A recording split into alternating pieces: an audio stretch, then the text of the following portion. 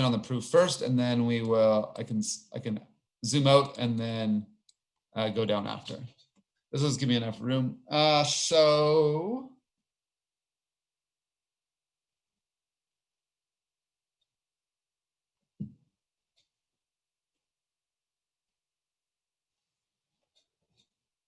So now we've been talking about, I guess, directed acyclic graphs. So again, graphs that have no cycles.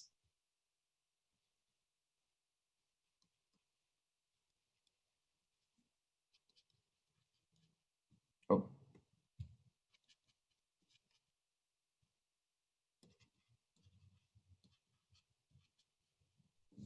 So, and you'll be working with a lot of DAGs in 226 as well.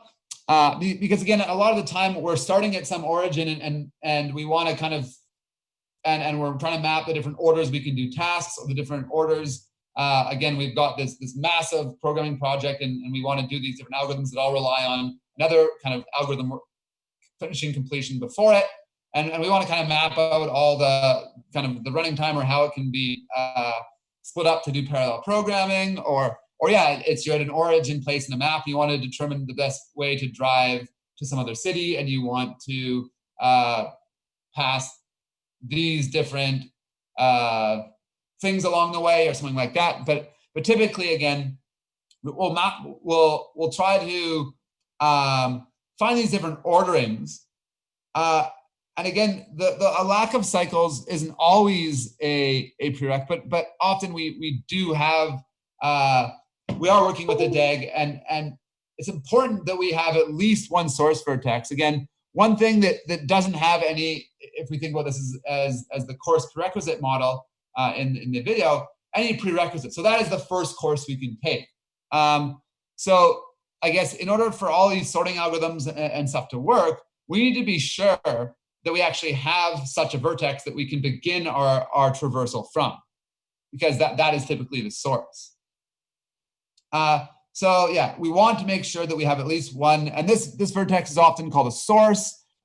Sometimes it's just said, okay, it's something within degree 0. Sometimes it's also called a minimum vertex.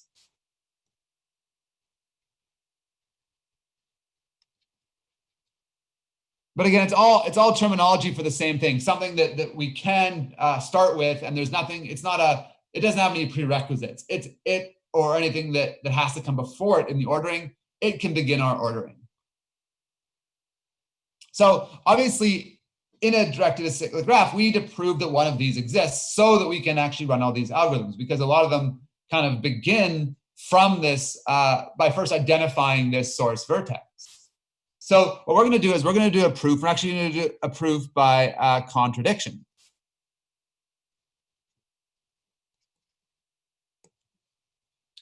So what we're going to do is we're going to say, let's make a path that goes through a bunch of the vertices in this graph. So it's V1, V2, V3, ... all the way to, I don't know, VK. And so again, this path connects k different vertices in this graph. And let's say let this path be a directed path. So again, still meets the requirements of a path in the sense that it's not going to go over visit any vertices or edges twice. But the only difference between a normal path and a directed path is, again, we're now just working with directed edges as opposed to normal edges. And let's say that it is the maximum length path in the graph.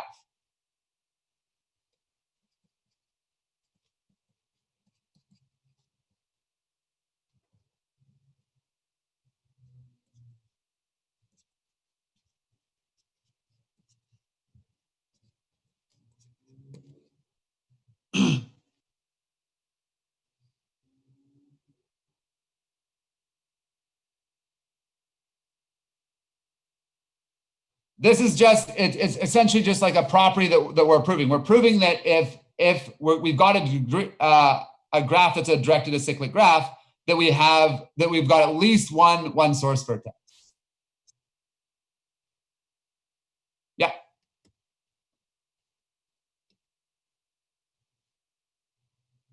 So in this example, in this path I've made in P, we're just saying we've got this graph and we've now looked at this graph and we've said, okay, well, the longest path in this graph starts here, and from here I can visit all these other vertices. And I've said this is the longest path you can actually form in this graph. So in this case, maybe I'll say this isn't necessarily part of the proof, but just to link this up with what a source and a sink vertex are, I'd say that in P, V1 is like a source vertex.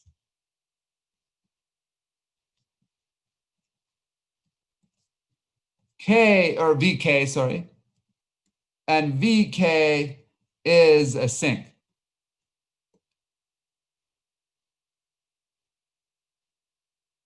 So we've got a path that goes from V1 to V2, to V3 to V4, and there's edges that connect all the way to VK. So it's the maximum length path on the graph, and the length is K minus 1, because there's K minus 1 different edges that connect all the way from V1 all the way to VK.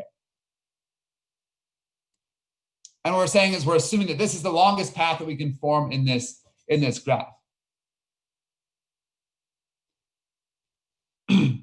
So again, we're going to prove by contradiction. So what I'm going to say is, I'm going to say, now let's suppose there is a vertex X or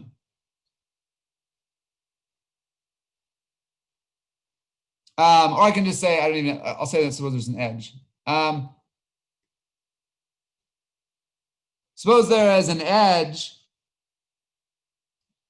X to V1. So there's an edge that goes from some vertex X, where X is the origin and it points towards V1. So it points to the first vertex in this path that I said is the maximum length path. So, so again, just to clarify, which is an edge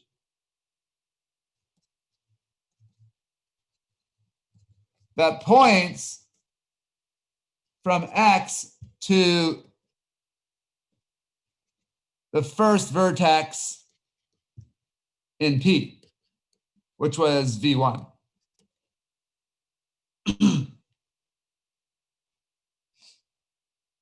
So now we've got two things here. We've got two possibilities.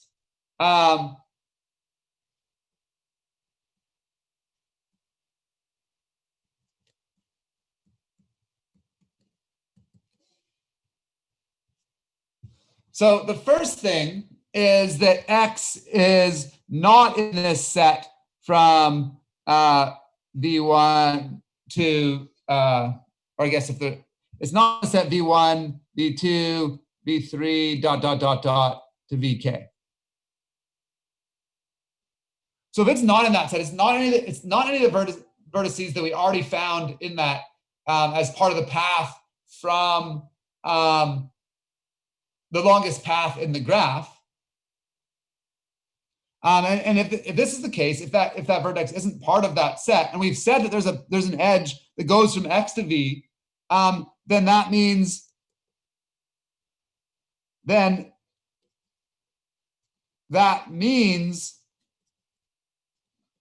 X, V1,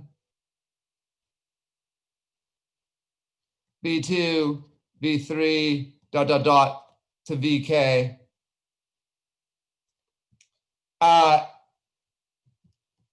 is a longer directed path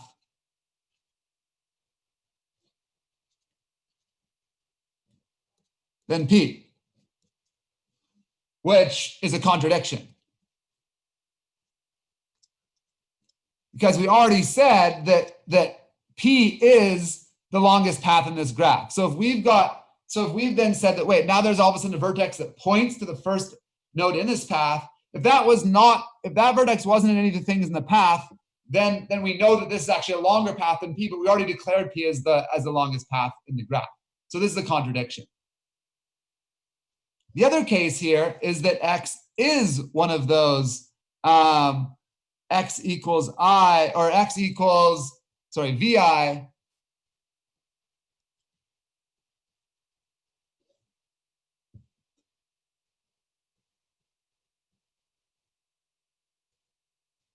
so x is actually equal to one of these vertices in that path of vertices that forms the longest path. So either it is one in that set or it's not. And so we've just said that if it's not in that set, then we've actually found a contradiction because we've then found a longer path. We already declared P was the longest path. Otherwise, if it is one of those, then there exists a cycle from V1 to V2 to ... all the way to this VI to VK. So again, because we know that there's some, oh, sorry, not to VK, to V1. Because again, if there's this edge that points to V1, that means that we can kind of follow along this path, and we eventually get to this X or VI. I guess I could interchangeably put this here because they're the same.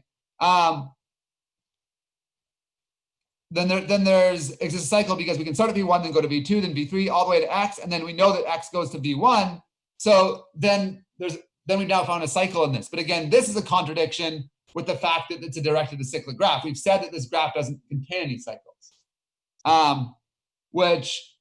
so this is a contradiction.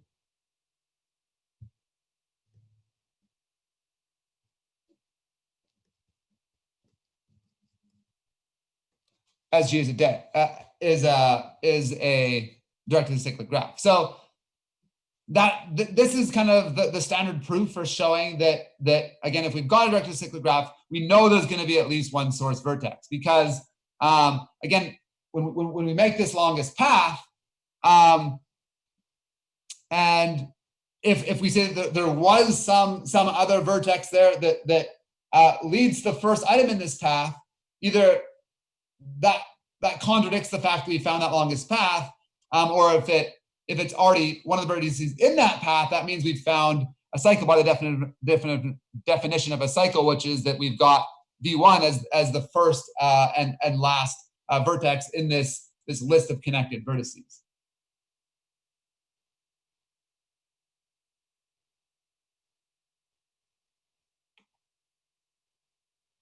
Yeah, exactly. But we were just showing this by showing that, wait, what happens if there was another edge that came before V1? Could that even happen? No, because it would be a contradiction on the fact that that's the longest path, or a contradiction that the graph is actually a cyclic. So that's essentially what we're doing here.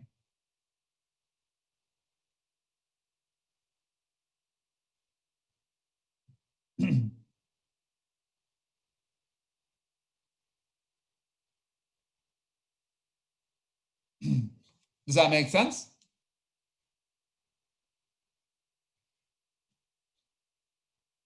I think there is another proof that is out there for this same proof that is using the pigeonhole principle, that we won't cover. This is kind of the one that I first learned, and I think it is kind of the more standard one in textbooks and whatnot. But yeah, I think it's also important to conceptually realize that anytime we're working with a directed acyclic graph, we are going to be able to create an ordering, and we are going to be able to start with it, because we're going to have at least one vertex in that graph with in degree 0. So Zachary is asking if proof by contradiction is the go-to for graph proofs. No, so it is weird. I was thinking about this the other day that again, they've now added this discrete math unit and proofs at the beginning of this course, and I guess we use them a little bit in some of the other kind of parts of this course, like maybe a little bit in or at least in some of our counting and stuff like that for some of the sorting algorithms, and maybe some of our stuff with height and stuff like that, but of trees. we really haven't done a lot of the proofs that we kind of talked about in that proofs unit. And I do think they will come up a little bit more as you progress through the second half of this course. But it is weird. We haven't actually seen a lot of them in this course, but certainly you will see some induction proofs, and they're not always the go-to proof contradiction for graphs, but you will see some of these again in 226, which as you continue and go deeper into the graphs unit, and once you kind of start going deeper into things like hash tables, which again has been moved from 225 to 226, and hash tables again, like the pigeonhole principle, is a proof used to when you're kind of determining how many keys you can fit into a hash table and stuff like that. So a lot of these proofs will show up again throughout, I guess, 226. But then also, I guess it's also because kind of computer science 320 and some of the graph theory courses and other things that are prereqs, that 225 and 226 are prereqs for, also go deeper into some of these proofs. And I guess it's just that they want to make sure that at some point you've been introduced to these proofs so you can go deeper into them in some of the more theoretical, higher level computer science courses.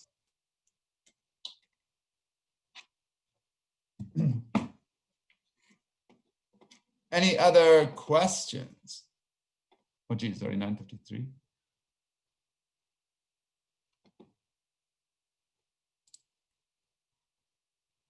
Okay, so we might have to move a little bit faster here.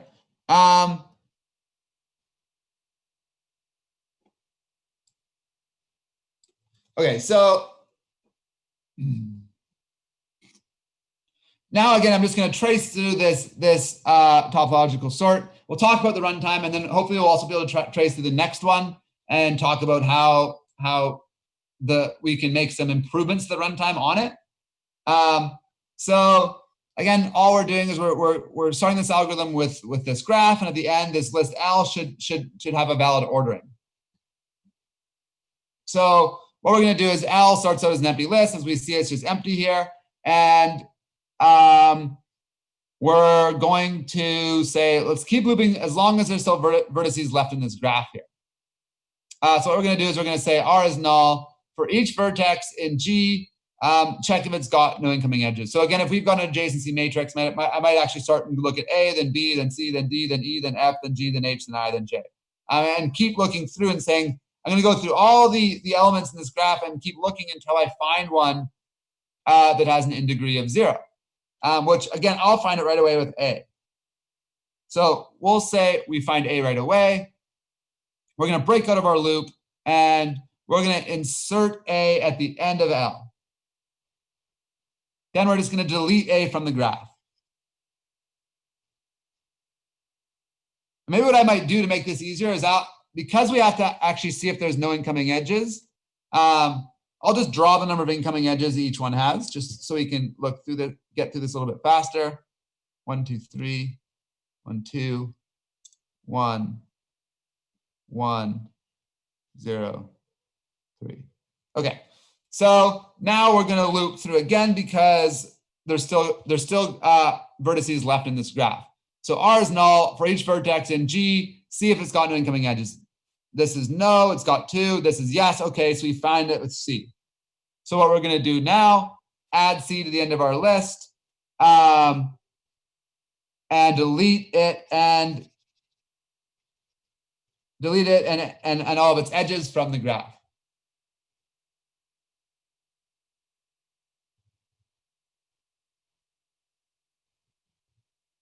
Yeah, that should be R, but I guess it doesn't actually matter because that should be R, but it will be the last vertex we visited anyways. But yeah, that probably should be an R here.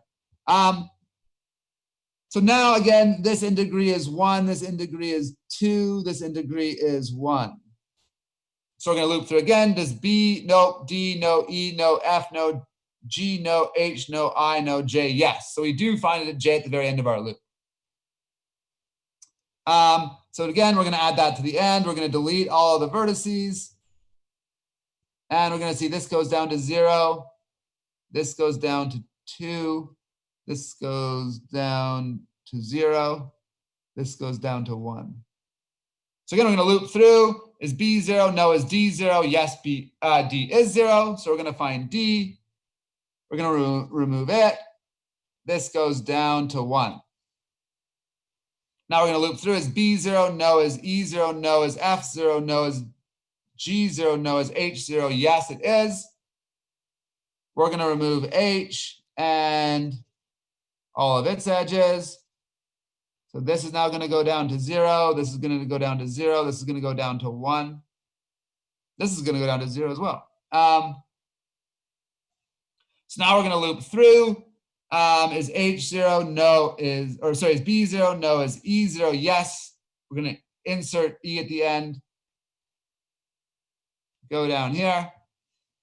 So at the beginning is B 0? No. Is F 0? Yes. So at the end is B 0? No. Is G 0? Yes.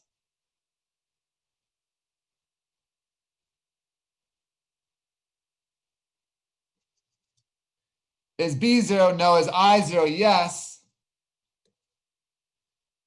Is B 0? Now it is, so we're done.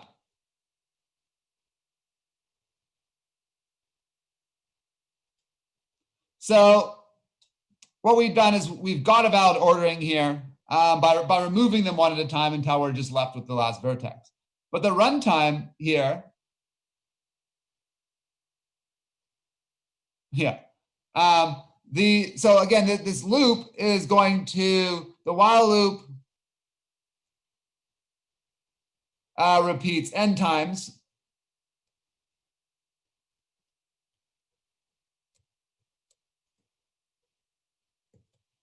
Or I guess I should, yeah. If n is the number of vertices in the graph, and m is the number of edges. So the while loop is going to repeat n times because we're going to loop through as long as there's still a vertex in the graph, and we're removing a vertex at each time. Well, you're just removing an array from it depends if you're doing a matrix or an adjacency list. You're just going to remove one of the, you're just going to remove that underlying array that holds the vertices, or set it to null. But this inner for loop here, what it's going to do is, I guess, if we're thinking about the worst case it actually might have had to go A, B, C, D, E, F, G, H, I, J, and then found the 0 vertex. And the next time it might have had to find A, B, C, D, E, F, G, H, I, and find the vertex. So it might have to go through all n. It might have to loop through all n. So at the worst case, it might have to go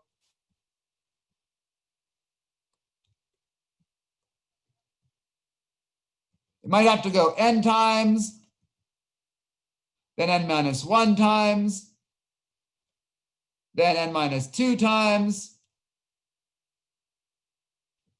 etc., down to just looking at the 1 at the end. So again, we've seen that we've had this before, where we've got n plus n minus 1 plus n minus 2 for sort of doing n iterations, but the first iteration might be n, then n minus 1, then n minus 2. We've seen the summation many times, and we've seen this is going to result in an O of n squared runtime.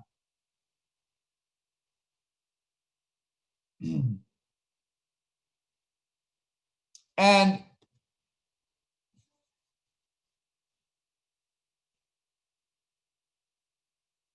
the issue here is that what we might see is that, and this is the observation, so we've got, so I'll say that except for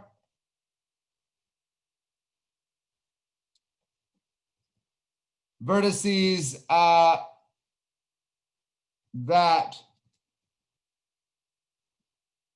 initially have an in degree of 0,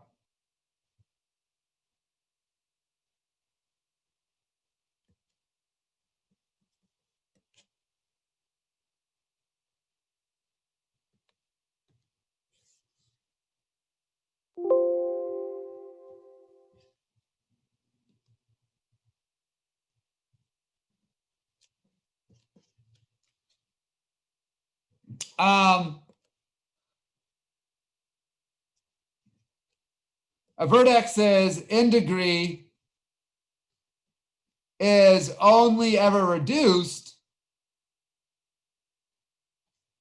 when we remove a vertex.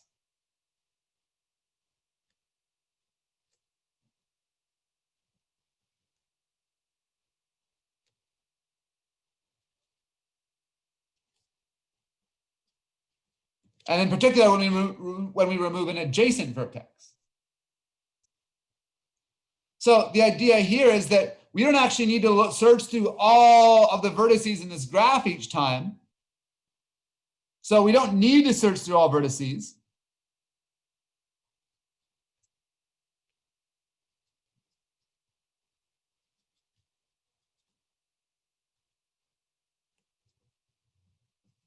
Only neighbors of the vertex removed.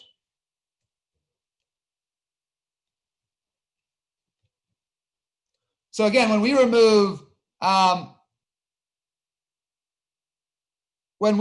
a node, like again, I don't know, at a point where when we removed a whole bunch of these inner nodes here, when we remove E, we don't need to look through all the graphs on this side of the graph.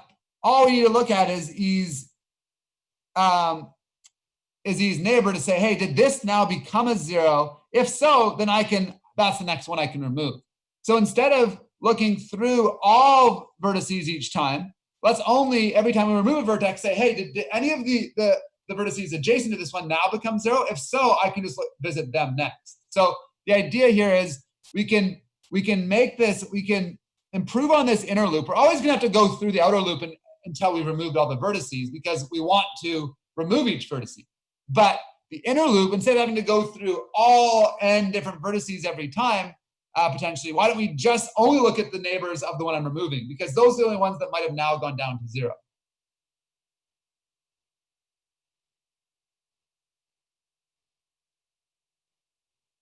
Not necessarily. Like you can have a, like your vertex class can have like its value, its in degree, and its neighbors, which is either, it can be an array or it can be a linked list, right?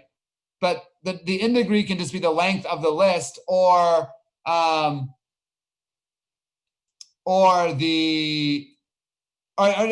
yeah, it's not even the length of it. This is list, this neighbors you're pointing to. This is the number pointing to it. And again, anytime a new vertex points to it, you just say, okay, that vertex I'm pointing to, up increment its in degree. So you can just have in degree as an integer field in the vertex class.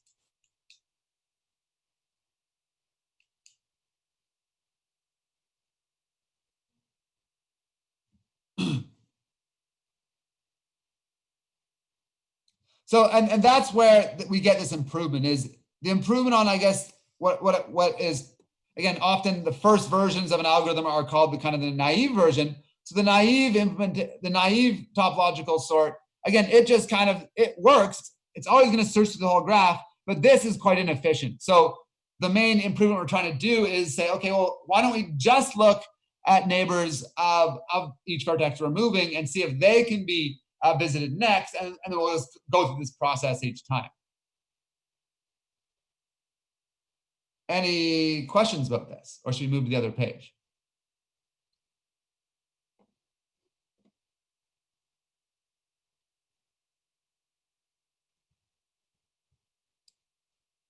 Okay.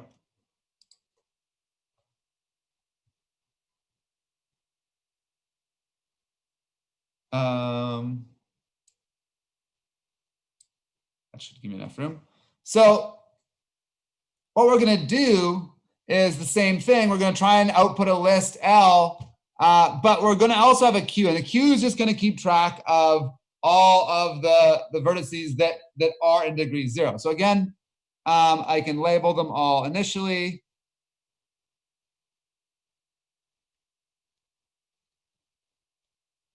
One, two, 3, 0.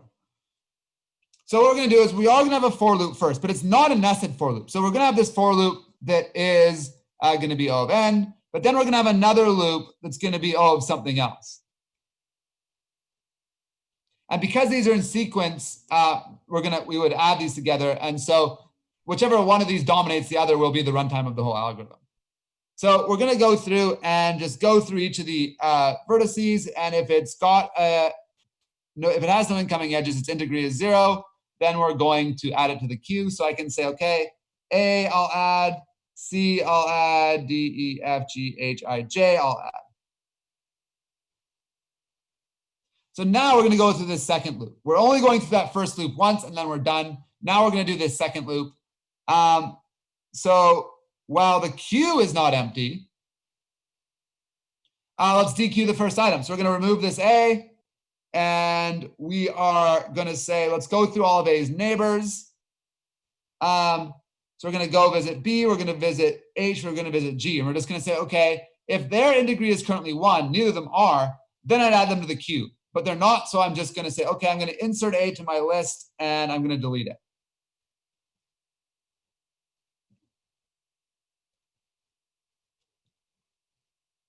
I'm going to do this. Now I'm going to dequeue C, and I'm going to say, okay, are any of its neighbors 1? Okay. Oops, that should have gone down to a 2. Are any of its neighbors 1? No, they're not. Okay, so I'm just going to remove C and delete it from the graph.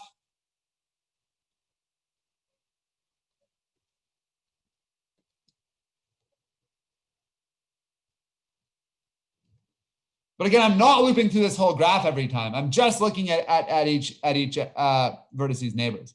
Now, again, I'm going to dequeue J. I'm going to go through each of J's neighbors. Or if any of them are 1, so I'm going to go through D. D is actually 1, so I'm going to say put that on the enqueue that. Is E1 no? Is H1 yes? Is I1 no? Okay, so I enqueued D and H here. Now I'm going to delete this.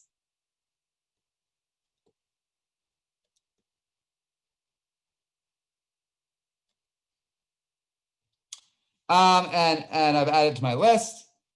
So now I'm going to dequeue D. So D's up here. Are any, oops, this should have gone down to a 2. Huh? Oh. So D, are any of its neighbors degree 1? No, it's not. I'm going to remove D. This is now going to go down to a 1. And I'm done with D. Now I'm going to do H. Are any of H's neighbors a 1? So I'm going to go to E first. Yes, E is a 1. I'm going to enqueue that. Is F a 1? No. Is G a 1? Yes. So I'm going to enqueue G. Is I a 1? Yes. So I'm also going to enqueue I. So here, before removing H, I actually saw that it has at this point 3 1-degree neighbors. So I'm going to enqueue all of them, and then I'm going to erase H. This is now 0. This is now 1. This is now 0. This is now 0. Now I'm going to dequeue E. So I'm at E. Does it have a 1-degree neighbor? Yes, it does. Oh, sorry, this is deleted too. All these are deleted. Yes, it does. So I'm going to enqueue F. Then I'm going to delete E. Now I'm at G. Does G, hey, okay, now I'm going to dequeue G. Does G have any neighbors? No, it doesn't, so I'm just going to delete it. Now I'm at I. Does I have any 1-degree neighbors? Yes, it does. It's got B. So then I can add I and delete it. This goes to a 0. Now I'm going to dequeue F. F doesn't have any neighbors, so I can just delete it. B, does B have any neighbors? No, I'm going to delete B. So we've got our final output list. So the improvement here was instead of having to loop through all the different vertices each time, we never did that. We just looked at each node's neighbors. So if we think about, what time do we got? 10:11. So if we think about the runtime here, the first loop we saw is O of n. The while loop visits each vertex once when it's DQ'd, and then checks all of its neighbors.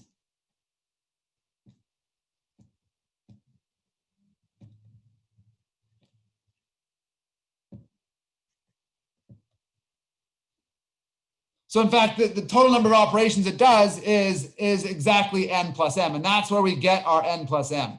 So this second loop is actually n plus 1 because it's always just going to have v is going to go through each of the vertices once, and for that vertex it's going to go through all of its neighbors. So it's going to go through all the different vertices and all the different edges in our graph, which is going to be n plus m. So overall, the whole running time of this algorithm is just O of n plus m.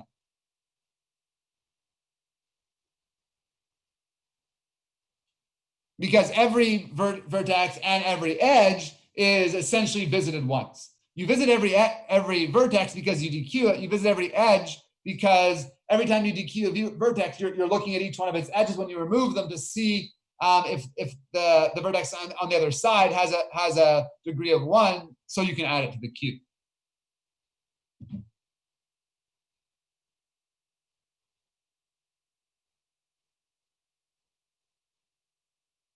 Not in a directed acyclic graph, Jacob.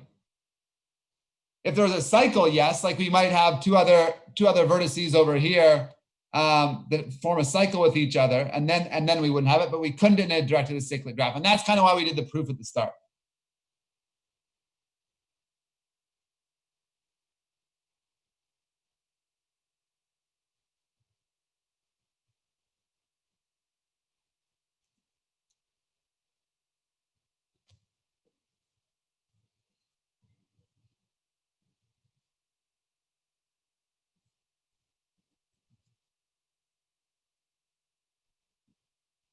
Yeah.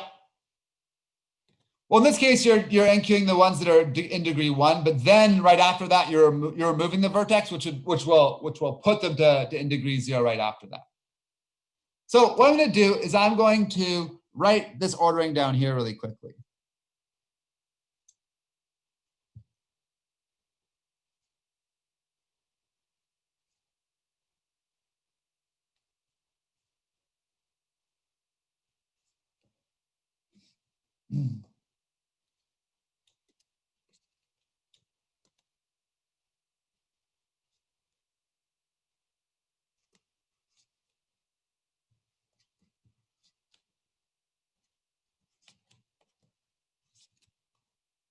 And I want to just explore this really quickly. This isn't actually anything that's like any proof or anything. It's just like a kind of a neat trick.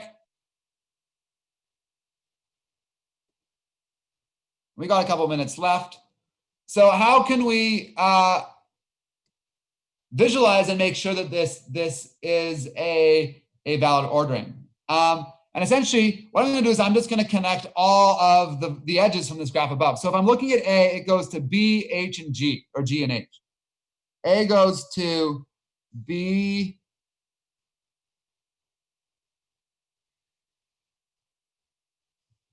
G, and H. C goes to B, I, and D.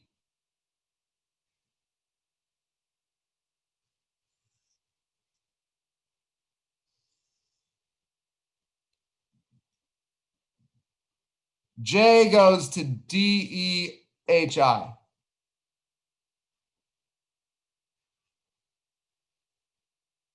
D, E, H, I.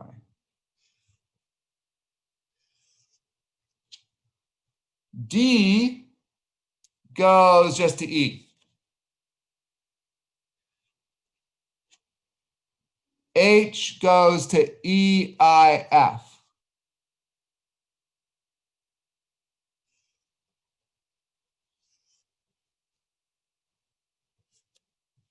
E goes to F.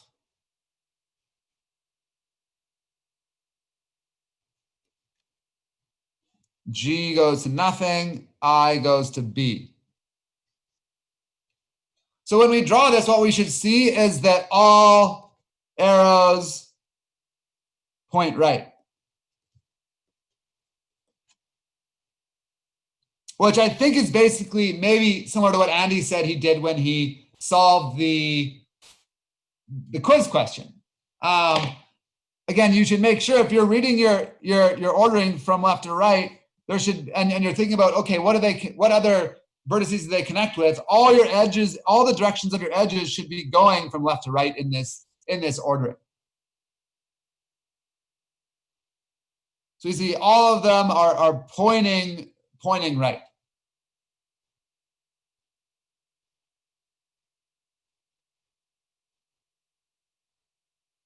So it's just a way to, I guess, to double check your ordering is correct. And I mean, we did it slowly enough when we traced through this algorithm that it worked. But again, that is just a way to say, okay, if you're to draw out this list, and I'm thinking about all the edges in the graph that connect them, if there is an edge, again, going this direction, that signifies that there is an edge from G to A, which would mean that this is invalid ordering. A cannot come before G. All of the edges from the graph, if we redraw them in our ordering, all those arrows should be pointing right. Any questions about this?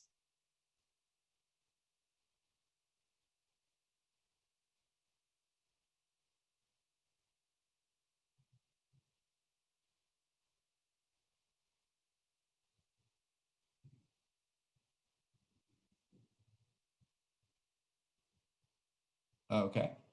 So I do have office hours today from, I guess, for the next 2 hours. I'm going to make an announcement probably shortly after office hours. I'll have some additional office hours this weekend, and probably every day throughout next week. Well, not Friday, but Monday through Thursday, just extra office hours leading up to that last midterm. Again, today's office hours and this weekend office hours, I can also obviously help with troubleshooting for the last assignment, but then throughout the week, next week, obviously the focus will be shifted over to exam studying. So I'll make an announcement with the exact times. And yeah, that's basically it. As I finish, obviously, the regrades and stuff this weekend, I'll keep you updated with that. And again, probably on next lecture, obviously, we will try and wrap up the graphs unit and have some new material. I'll also probably on Tuesday be able to talk a little bit about plans for the midterm. Again, in terms of format and length and stuff like that, it'll probably be more or less similar to the last one in terms of, again, kind of questions, similar format to what you've seen from labs, assignments, and pre-lecture quizzes. Again, answered with the tests and quizzes tool with a similar time limit. And again, I think the timing was a little bit better for the next exam. So I'm hoping it'll be kind of within that realm again. Any last questions?